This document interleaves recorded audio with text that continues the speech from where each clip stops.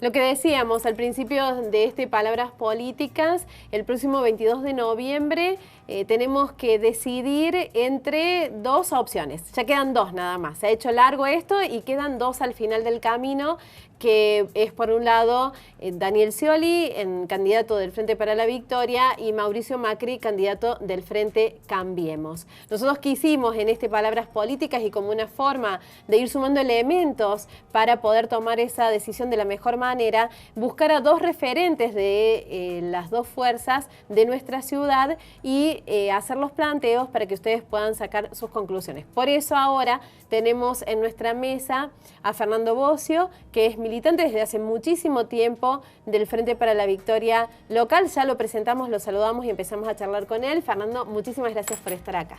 Bueno, muchas gracias por invitar y celebro la iniciativa de poder dar esta discusión en los medios locales, digo, de trasladar toda esa discusión que hay, que uno vive en la calle, que ve todo el tiempo, ¿no? En la cotidianidad de estos últimos días, trasladarla acá a los medios, a todos los lugares donde uno pueda participar y debatir, creo que van a contribuir de cara a la sociedad y al crecimiento y a la evolución de esta democracia. Fernando, ¿crees que hay dos modelos en juego en el próximo 22? ¿Crees que hay dos formas de hacer política? ¿Qué crees que hay en juego el próximo 22? Claramente hay dos modelos en juego.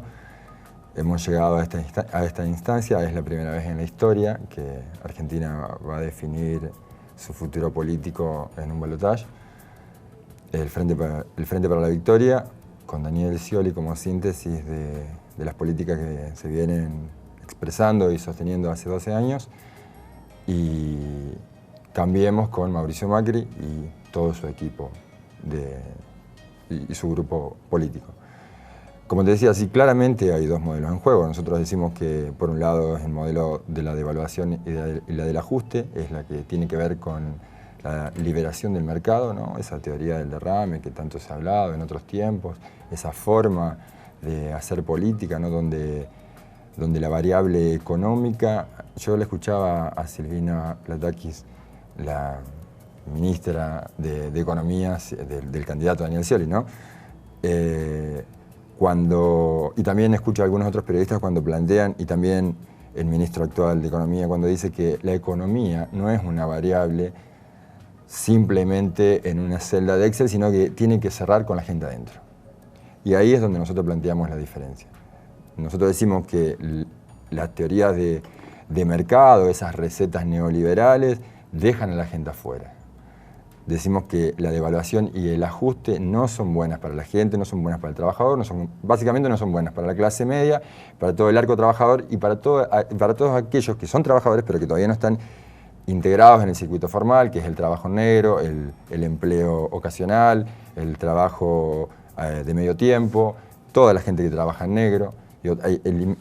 Los trabajadores en Argentina, en su mayoría, se van a ver todos tremendamente perjudicados con la política de libre mercado, que es la que plantea Cambiemos. Nosotros planteamos otra cosa. ¿Crees que se puede evitar la devaluación? Porque hay un planteo de que estamos viviendo una situación en que se está sosteniendo un estado de cosas que va a desembocar definitivamente en una devaluación, sea quien sea el que se haga cargo de la presidencia. Daniel Scioli ha sido muy claro.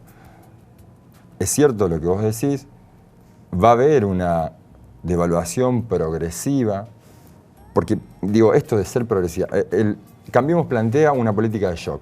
Mañana devaluamos y liberamos el dólar al mercado para que alcance ese valor que ellos establecieron, porque esto también tiene que estar claro, tiene que estar muy claro.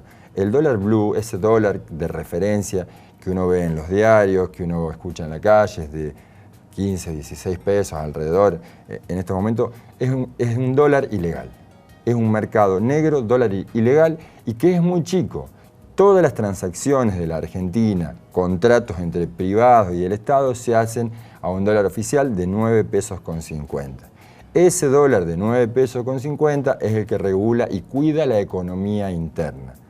Porque si nosotros liberamos el dólar, digo, Mauricio Macri ha dicho muy claramente, nosotros el 11 de diciembre le sacamos el cepo al dólar.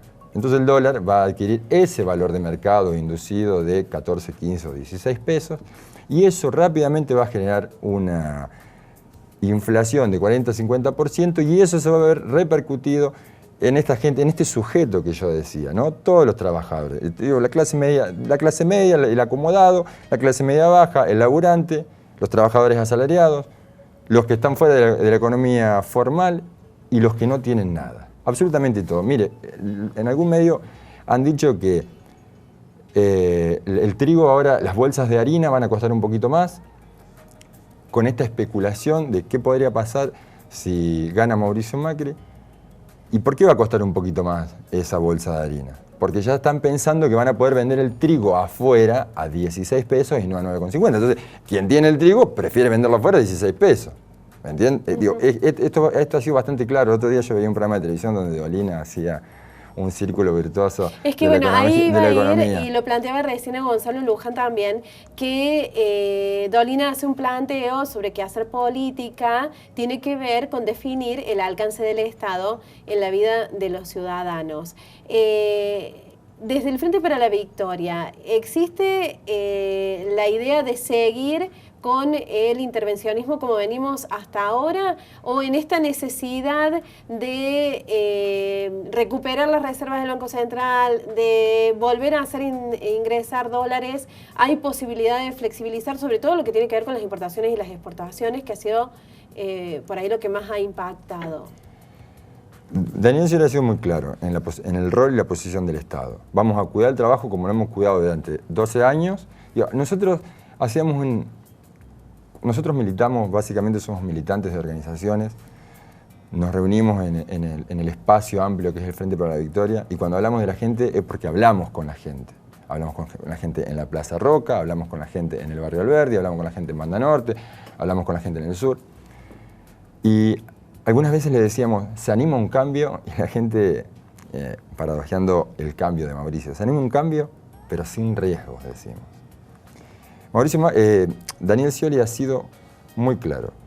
Los subsidios se van a cuidar, se van a sostener, porque los subsidios también es el Estado presente para cuidar la economía de la gente. Digo, esas son las políticas que cuidan a la gente, esas son las políticas que hacen contener y tener todos adentro.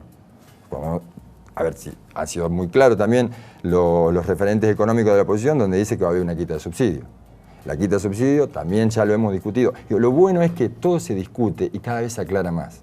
Cuando decimos que a nuestro país le hace falta, a nuestra región, no solamente a nuestro país, a Argentina, a Uruguay, a Brasil, a Paraguay, Ecuador, Venezuela, digo, nuestra región le hace falta un traje a medida que todavía no está hecho como receta, sino que lo estamos. Esto es un proceso incipiente. Es verdad, porque esto de quitar subsidios, reducir el gasto público, reducir la presencia del Estado. Recuerdo cuando nos acusaban y nos decían que nosotros le pedíamos plata cara a otros países, que no eran los que la oposición quería. Nunca dijeron que la plata más cara, en realidad era esto, ¿no? Pedíamos plata al 12-13% a Venezuela, cuando otras entidades prestaban plata al 5%. Pero nunca dijeron que prestar al 5% va atado a un contrato enorme de control de política interna, que tiene que ver con un plan estratégico mucho más grande que nos excede a nosotros como sociedad acá, regional, como Argentina. Miren, en el mundo hay dos grandes modelos, el mercado de capitales y el mercado de la industria. Y hay un imperio y medio. El imperio que todos conocemos, que es Estados Unidos y Europa, y un imperio incipiente, que es China, Rusia, India, Brasil, algunos otros más que pueden empezar a armar ese otro imperio. Cristina lo dijo, en el mundo hay una lucha de intereses. Nosotros somos un país que provee alimentos y energía. Y lo que estamos definiendo es a quién o con quién vamos a hacer parte, si con el mercado de capitales y con las leyes del mercado que extorsionan a la gente porque lo único que les interesa es extraer la riqueza, o vamos a ser parte de un proyecto de mercado de industria. Quiero ser concreto con lo que usted me preguntó. La política de importaciones va a seguir siendo similar a la que hemos tenido. Vamos a ir abriendo las importaciones. Yo repito lo que han dicho nuestros referentes y uno confía en ellos porque aparte los interpreta desde la política. Vamos a ir abriendo las importaciones en la medida que sea necesario y para ganar competitividad interna. Quiero poner un ejemplo. La moto las motos que se han popularizado muchísimo, lo hemos visto, todos somos conscientes de la cantidad de motos que se venden. Nosotros no queremos volver, y no es capricho volver a los 90, pero supongo que ustedes generacionalmente y otros más deben recordar en los años 90, yo tengo 34 años, mi adolescencia fue en los años 90. Debemos recordar la marca de las motos en los años 90. Eran todas marcas japonesas, algunas de Estados Unidos, o alguna europea, ahora dando vuelta por ahí.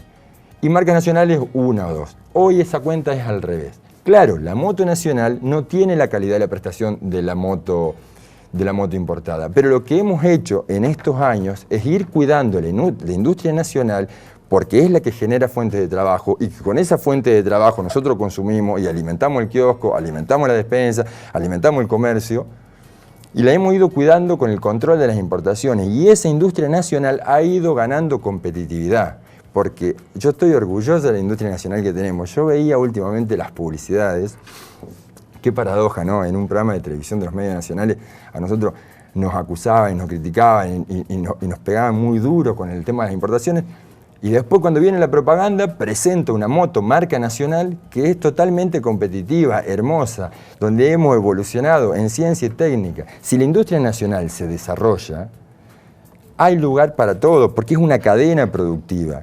Y en cada eslabón de la cadena productiva agregamos trabajo, ¿me entiende? Hay trabajo para el oficio, puede ser el albañil, el carpintero, puede ser el soldador, puede ser el tornero, y hay trabajo para el desarrollo y la investigación, que son los científicos, los pibes que se están egresando de las universidades públicas, esas 12 universidades tan cuestionadas.